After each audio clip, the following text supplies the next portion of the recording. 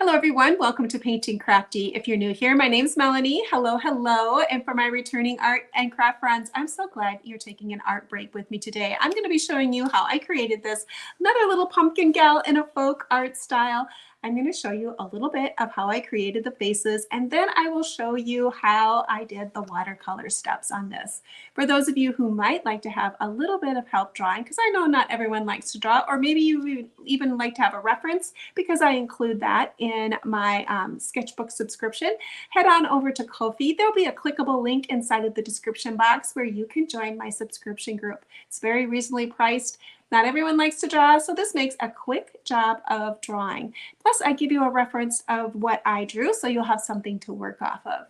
Well, let's go ahead and start the drawing steps. I'm going to show you a little bit of how I drew the faces and some of the other things there. And then you can use as much imagination as you would like to create yours, because we all have different ideas of what our drawings should look like. And I encourage everyone to try.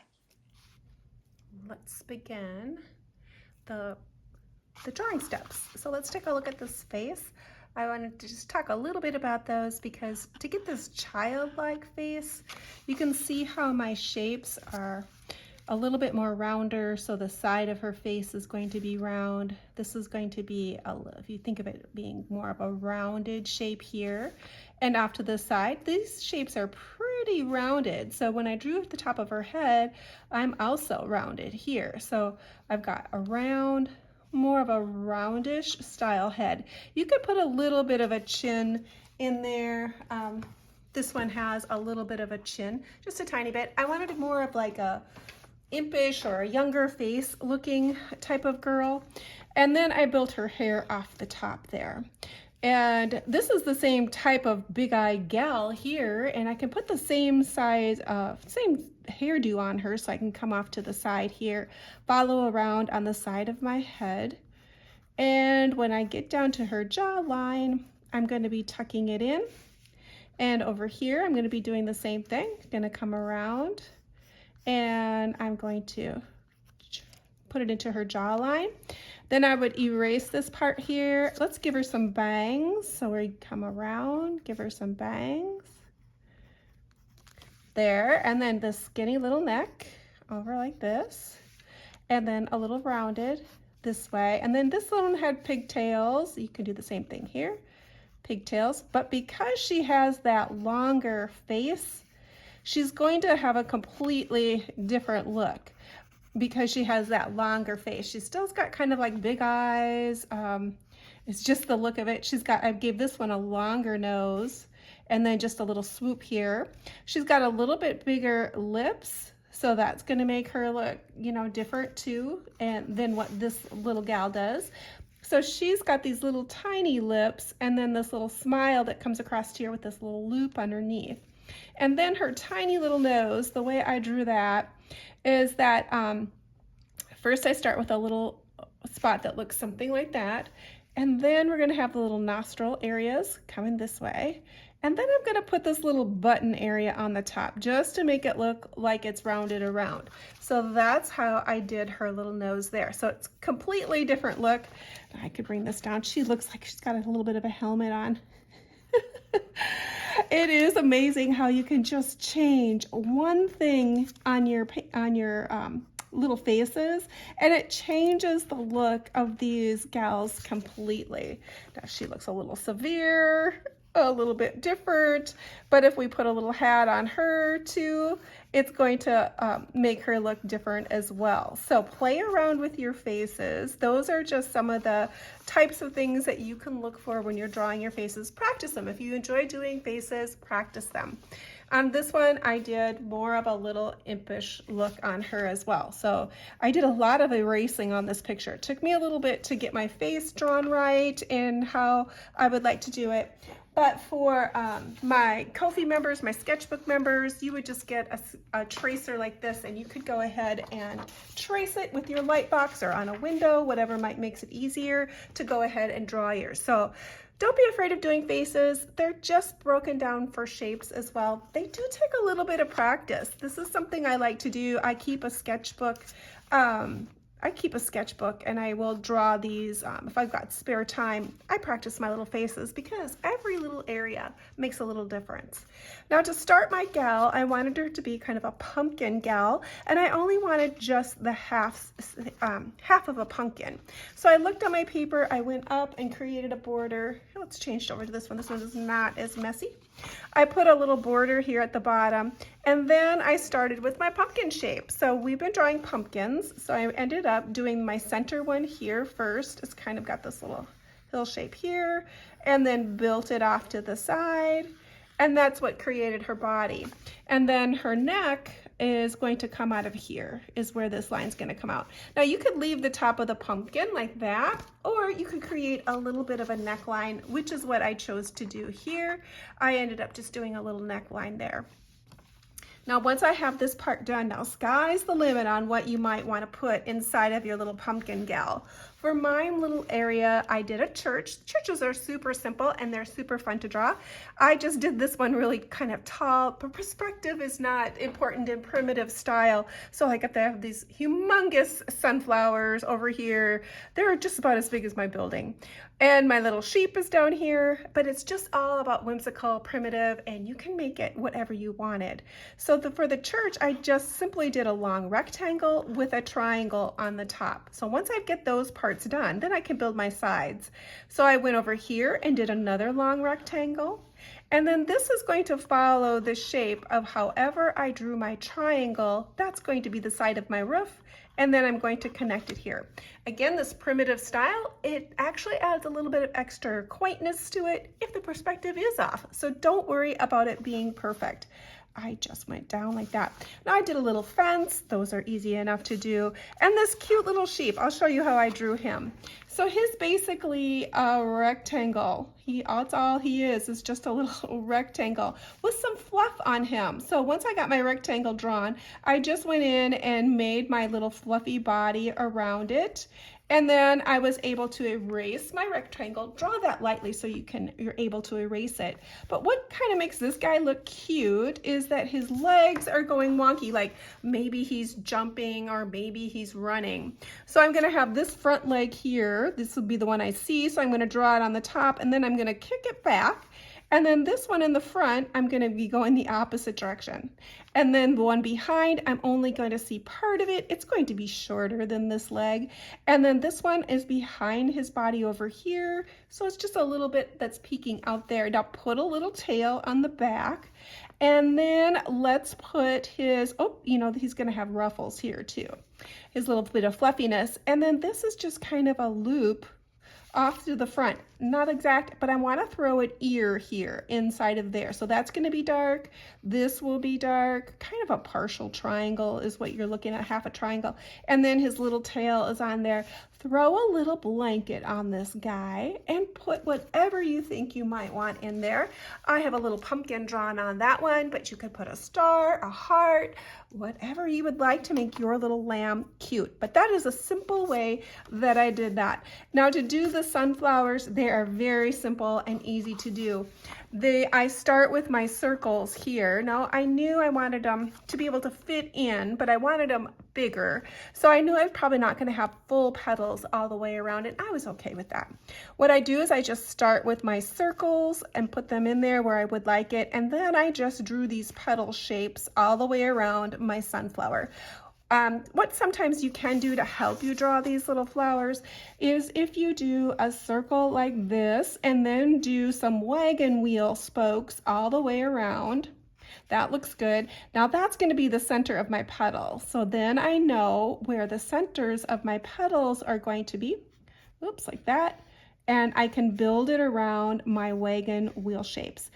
And sometimes that helps just to have that little bit of extra help when you're drawing your leaves. And then of course just a stem down, and then these are just little football leaves. And to do this the other little one that I did, that is just basically kind of a circle with, if you think about a real childlike little sunshine figure around it. This one I did end up putting I wanted to put a little bit of a pattern in it, so I did the crisscrossy pattern there. These ones are going to have little dots. You can add a little roof line, some shingles on there. It looks cute to put a little bell tower inside of your church. And this one right here is going to be a moon, is what I'm having there.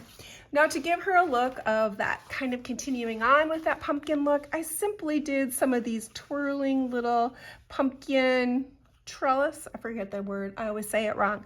You know what I mean, those little pumpkin twine things off the side, and then just added some simple little football leaves because it's shaped like a football. Coming back, I put about 3 on each side. There's a little crow in her hat, and the little crow is pretty simply drawn as well. My crow shape is, I started with a shape that looks something like, this is just a simple way to do a bird. You kind of come up, and then you're going to do your little head. You're going to do a little bump, and then you're going to come right back down and come out with your tail. So that is a bird shape. It's pretty simple. You just come around. This is a smile face with a little bit of a bump, a little bit of a belly, and then come around, and here's his eye. Put a beak on it, and that's a bird. And you can also put a little bit of a feather in there. So you can add your feather on, and it can be a bird. Now, I didn't have a lot of room at my top, so my bird doesn't have any feet on it. It's just tucked inside of her hat. And that's about it for the drawing. You can always slow this down, come back and rewatch it again, or you can go ahead and join my Ko-fi sketchbook page. There I will have the tracer, plus I will give you a copy. I'll send over a copy as well as my finished one, so you have something to see how I did mine. So a reference photo. It always is nice to have a reference photo. Well, let's go ahead and start with the painting part. I'm going to be using some color crayons today. Now, if you want to use colored crayons, the most important thing about remembering that for the color crayons is you want to put these on after you're done erasing whatever you want to erase. Erase that first, because if you use your eraser over top of colored crayons, it's going to smear. What color crayons are going to do is act like a resist. So I want my moon to be resist, and I want my stars to be resisted. So I'm going to be using these colors first. And I'm going to go right on in here. I'm okay with that pencil line there because I'll probably be doing a little bit of marker work on there, so I'm not going to be erasing. I'm okay with my picture looking this dark, but if you want to lighten yours pencil marks, you can always go ahead and get like these gum erasers. This works great for coming in and lightening up your pencil work if you want to lighten some of your lines before you do your watercolor. If you don't lighten your lines, once the watercolor is on top, you're not going to be able to erase it. So if you don't want as many pencil lines or less pencil lines or softer pencil lines, you definitely want to go ahead and erase those before you put your watercolor on. I'm going to come over here and do a few of these. This one is a neon color crayon. Crayola crayons do make a neon set of color crayons, and they are rather fun. I really do enjoy these. They're bright. They look great underneath watercolor. I'm going to put a little bit of yellow in my moon as well. And, I'll put a little bit of orange in here. I'm going to have a little bit of a colorful moon. I'll be able to put my watercolor right over top of my moon now, and it's not going to it'll keep that color of my color crayons in there. There will be some that will show through because watercolor paper is bumpy, so it doesn't usually go all the way down or down into the paper. So you're still going to see some of that color, the watercolor, will seep in there, but it'll give it a really interesting look. If you haven't tried the resist look, you're going to want to try it. It's a great look. All right, we have that set up. I have my background done. Let's go ahead and start doing some watercolor. Today I'm mostly going to be staying inside of my warm tones because this is a fall painting, so I'm going to stay in the warm area. I'm going to start with some of this gold and yellow right here. You decide what kind of hair you want on your gal. If you follow me, you know I love to do redheads, so she's probably going to end up being a redhead, but I'm going to start with this bright color first. Because when you do watercolor, you start with your lightest, brightest colors first, and then you work your way dark. So I'm going to be starting with this kind of golden yellow color to build her red hair. Now we're going to need to figure out what color pumpkin we want, and I think I'm going to stick with the traditional oranges is what I'm going to stick with, because I'm going to be making that sky a night sky, and I love the oranges and the blues, those dark navies together. So I'm going to stick with the orange to do my pumpkin, and I'm going to be layering in. Now this is just a dry paper, and I'm putting wet paint on there. And the reason why I'm doing it on dry paper is I do want to have a little bit more control, because I have a lot of detail on here and I don't want my colors just flowing into everything. So with this style of drawing and painting, I want a little bit more control of where my water's flowing. So I want to take my color onto a dry paper. That way I'll have more control. All right, I'm probably going to speed this up a little bit, and you can watch as I put this on. This will be my lightest, brightest colors, and I'll be working my way darker.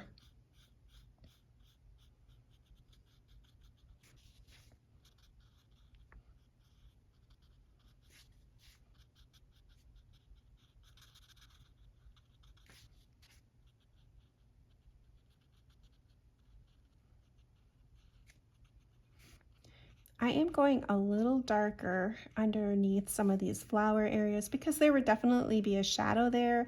So I'm just going to glaze in another layer of my color just to know that I'm going to be doing another darker layer anyway. So I'm just going to start layering it in there. You can already see that it really is making a difference by the second time around.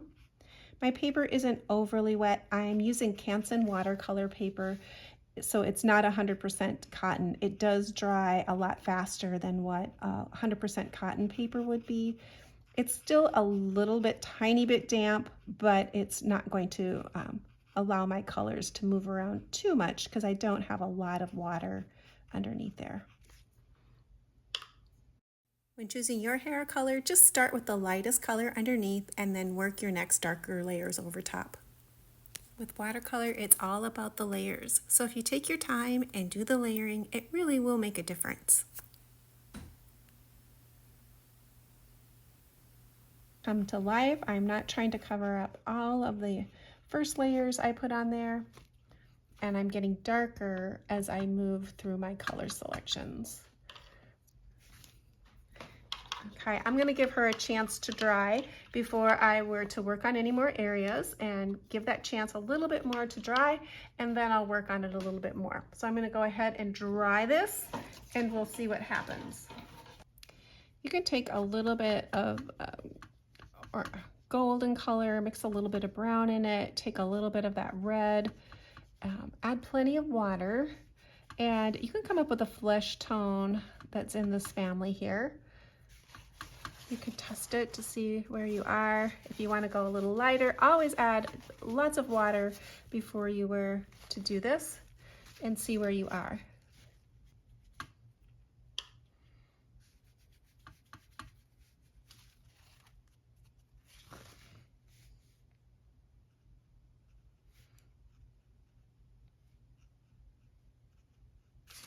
Tap some cheeks in there, just using the tip of my brush, and then tap a little bit of cheeks in there and soften it a little bit. I'm not looking for perfectly round circles. I want to have some irregularness to it. So by tapping those little cheeks in there, that's going to give me a little bit more open time for my cheeks, or a little bit openness to it.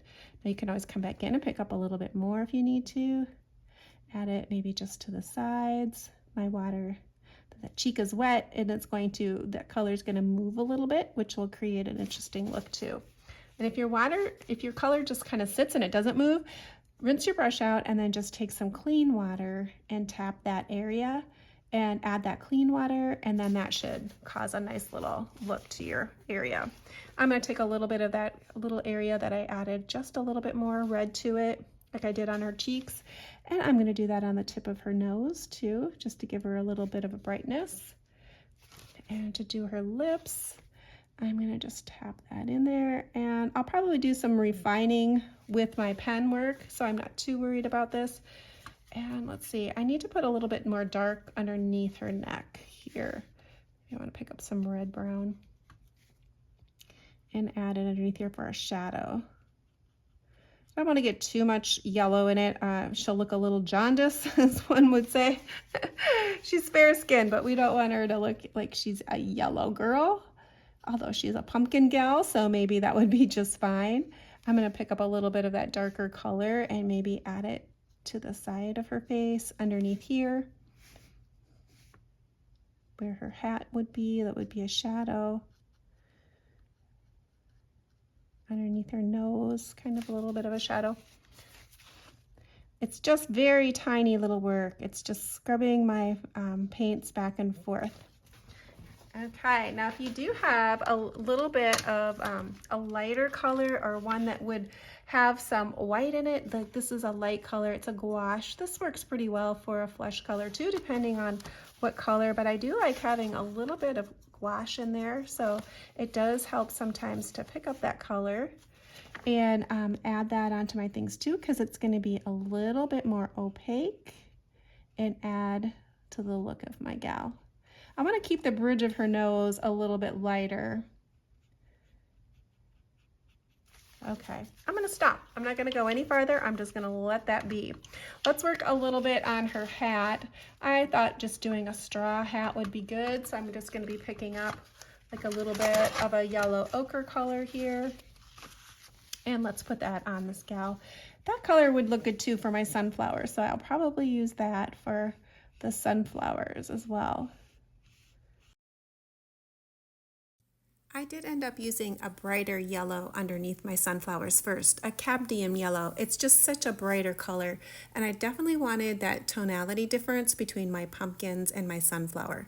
The yellow ochre is a pretty color, but it's a little bit drab, so I decided to switch over to using that bright yellow color. For the church, I decided to use Payne's Gray. I just watered it down a lot, and it's a really great color to put on items that are actually white. It adds a lot more interest to those areas. I chose to use that bright purple or lavender color. It looks good with all those fall colors, so I just wanted to make sure I was adding it around my painting.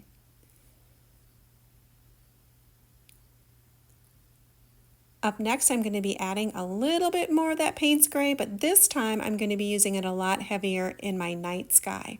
As you can see, as I'm sliding it over top of that moon, the color crayons are doing its job. It's resisting the color.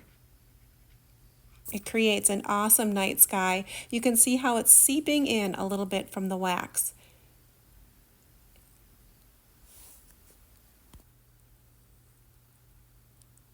Yep, that's me accidentally dropping my brush right on an area, and unfortunately it's a super dark color that's on top of my bright orange. But I quickly just go in with my paper towel and tap it, and then I went right back to working on my sky, kind of quickly soften those colors up with my brush. And then I went back with my clean brush and tried to wipe some of it out. You don't want to use too much water, otherwise you can damage your paper. But I just softly brushed it around, and then I went back in and added a few more layers of orange. I think it looks okay. To help camouflage it even more, I just added a little bit more darker orange and mixed a little blue actually into my brush and added it around that whole pumpkin. Sometimes if you take the oopsie and you kind of just spread it around a little bit, it can fix it. So I think it worked out okay. You'll have to let me know in the comments if you think it looks okay. Now it's time to start to do the detail work with my micron pens. I'm going to be using a 01 micron pen. It's archival ink. It will stay put when it's dry. You can add more watercolor over the end of it at the end if you want to, because it is a permanent ink and it's on paper. It will sink right in and it will dry permanent. Just make sure your pen is completely dry before you were to add any more details on top of it. You can see I'm just adding more details all along, and here I'm using my pencil first to go back in and redraw some of the items on her face before I jumped into using my black pen. I left her nose mostly pencil, added just a tiny bit of the line work here and there.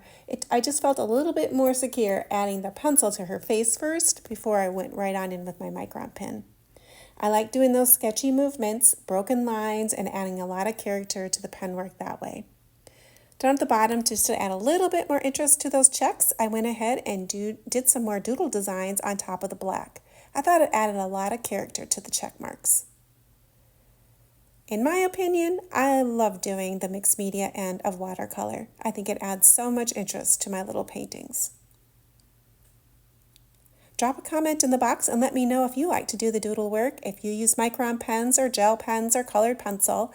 What's your favorite mixed media item to add on top of your painting? I would like to know, because we all use different things and it's always so interesting to learn what other people like to do. And check out that moon if you can see it in the background. Can you see a little bit of that blue peeking through the yellow? It looks great. Well, you'll have to let me know in the comments if you think I saved her. Give me a thumbs up. I think I saved her. I don't think she looks too bad where I dropped right on that brush. It is always a little nerve-wracking when you're doing watercolor and you do something like that because it's so different than acrylic paint. Acrylic paint, you could just kind of do another layer or wipe it off because acrylic paint is basically liquid plastic, but watercolor is a whole different thing. So I was able to quickly get to it, add a few more layers without wrecking my paper, because that's another thing, we're doing it on paper. So there are some challenges when you do a major oopsie like I did, but I think I was able to do it. Now, if you draw yours and you would like to share it, head on over to my Facebook page. There's a link inside of my description. I love to share other people's work because I believe it doesn't have to look like mine to look good, and you encourage other people to try because there's lots of many ways to do art and you encourage them to try as well. So go ahead and post it underneath the link of where this little gal is, and I'd love to share it on my Facebook page. Well, that is it for now, my lovelies, and hopefully you'll come back in next week, or soon anyway, and join me again. And next time, hopefully you'll bring your art material and you'll paint right along with me.